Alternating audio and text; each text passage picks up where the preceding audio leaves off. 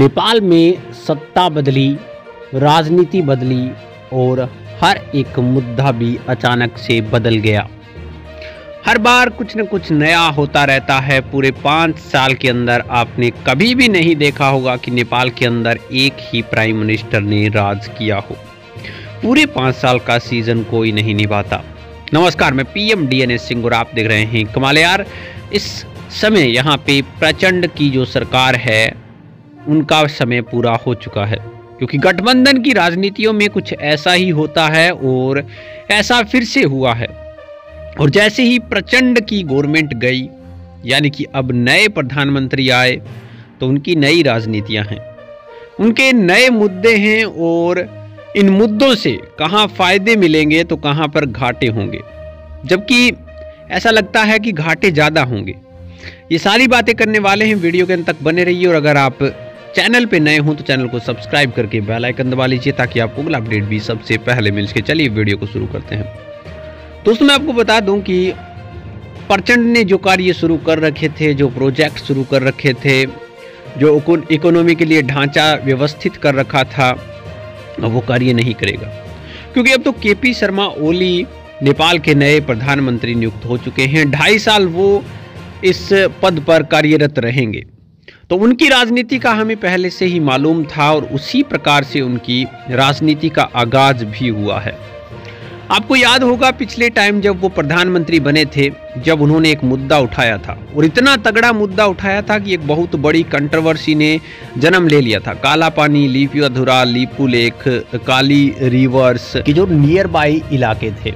तो कहने का मतलब ये था कि एक बहुत बड़ी कंट्रोवर्सी ने उस समय भी यहाँ पे जन्म लिया था। और अब आने के बाद जब केपी शर्मा ओली आए हैं तो सवाल फिर से उठने शुरू हो गए हैं, क्योंकि उस समय जब ये मुद्दा उठा था, जब इस कंट्रोवर्सी को पनपाया गया था, एक नया नक्शा यहाँ पे लॉन्च किया गया था, उस समय कई चीज़ें और भी चल रही थी सेपरेट के अंदर, कि नेपाल चाइना की तरफ बोल रहा है। इसके साथ साथ भारत के अंदर लोग भी गाली गलौज करने लग गए थे, नेपाली लोग भी भारत को गाली गलौज करने लग गए थे। मतलब एक बहुत ही बड़ा वाइड मुद्दा ये बन चुका था।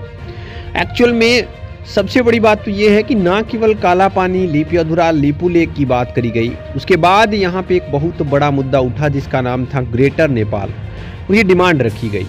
ये बहुत ही बड़ी डिमांड रखी गई। अब यहाँ पे मैं आपको बता दूं कि पिछले दिनों जो हुआ था, जिसके अंदर अखंड भारत का जो मानचित्र है वो नई पार्लियामेंट ऑफ इंडिया के अंदर, असेंबली ऑफ इंडिया के अंदर लगाया गया है, उसको लेकर भी यहाँ पे मुद्दे उठे थे और अब वो दोबारा से ताजे हो चुके हैं। समस्या की बात यहाँ पे है, क्योंकि बालेन शाह ने अखंड नेपाल का भी जो फोटो है वो अपने ऑफिस के अंदर लगाया था।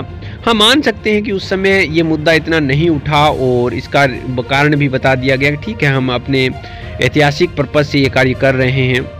लेकिन जैसे ही प्रधानमंत्री बदले तो अब जो राजनीति है वो उनकी हिसाब से होगी और अब जो कार्य होंगे वो भी उनके हिसाब से होंगे। तो कहने का मतलब ये हो गया कि जो पहली चीज़ें दबी हुई थी, मुश्किल से दबी थी, वो चीज़ें अब दोबारा से कहीं न कहीं घर बनाने की कोशिश करेंगी और जो मुद्दे पहले दबे हुए थे वो भी चीज़ें अब वापस आने का यहाँ पे कोशिश करेंगी। तो अखंड भारत का जो मुद्दा है, उसके बाद अब ग्रेटर नेपाल जिसे कहा जाता है, उसका मुद्दा भी दोबारा से गरमाने की कोशिश करेगा। लोग जरूर यहाँ पे आवाज़ें उठाएंगे, और ना केवल लोग बल्कि सत्ता में बैठे लोग भी यही कहेंगे कि हमें ग्रेटर नेपाल की एक नई झलक दिखेगी और हम उसे बनाकर रहेंगे।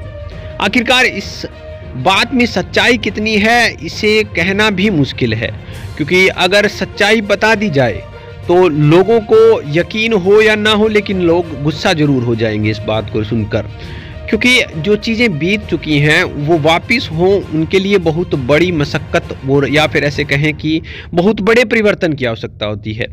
और परिवर्तन अगर ऐसा हो जो कि विध्वंसकारी हो, तो वो आपको या फिर सभी को कम से कम 200 साल 250 साल पीछे तक भेज सकता है। इतना बड़ा परिवर्तन है ये।